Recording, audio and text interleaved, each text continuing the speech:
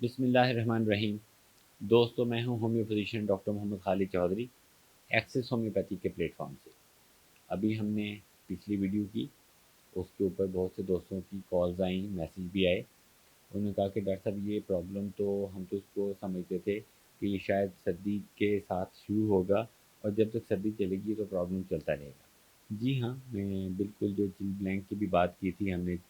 2 दिन पहले, कि जो उंगलियां सूज जाती हैं हाथों की और पैरों की, उनमें दर्द होता है, उनमें ख़ारिश होती है, रेडनेस स्वेलअप हो जाती हैं।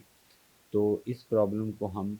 अल्हम्दुलिल्लाह होम्योपैथी में बड़ी आसानी के साथ रिज़ॉल्व कर सकते हैं। और पेशेंट जो है उसको हम जो एहतियातें बताते हैं, उसको फूड की हमने बात की थी, उसको हमने मेडिसिन की बात की थी। आज इसी किस्म का एक और प्रॉब्लम, कि जब सर्दी शुरू होती है तो बच्चों का नाक बहना शुरू हो जाता है, फ्लू। जी हाँ, बड़ा एक तकलीफ़ दे प्रॉब्लम है कि नाक साफ़ कर कर के बच्चे का नाक छिल जाता है और उसकी वजह से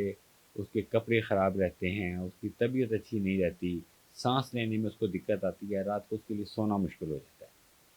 तो दोस्तों, अगर आपके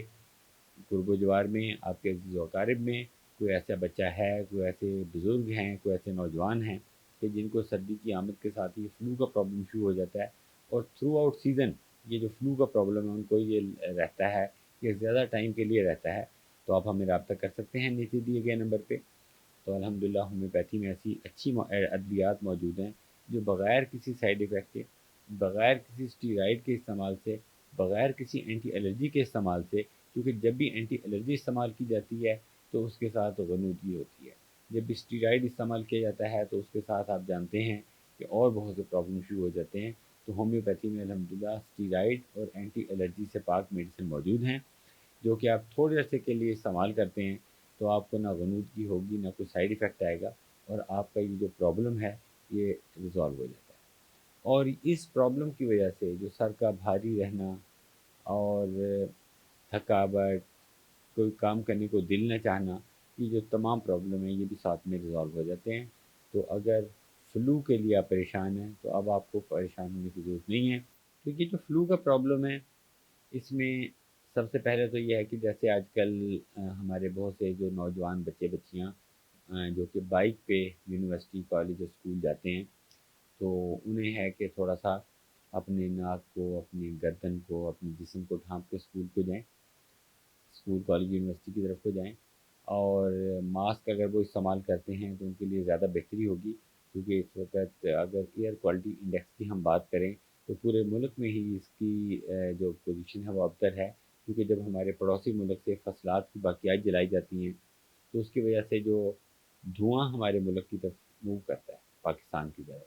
क्योंकि हवा का रुख इस साइड पे है, तो उसकी वजह से हमारा एयर क्वालिटी इंडेक्स काफ़ी ड्रॉप ख़राब हो जाता है।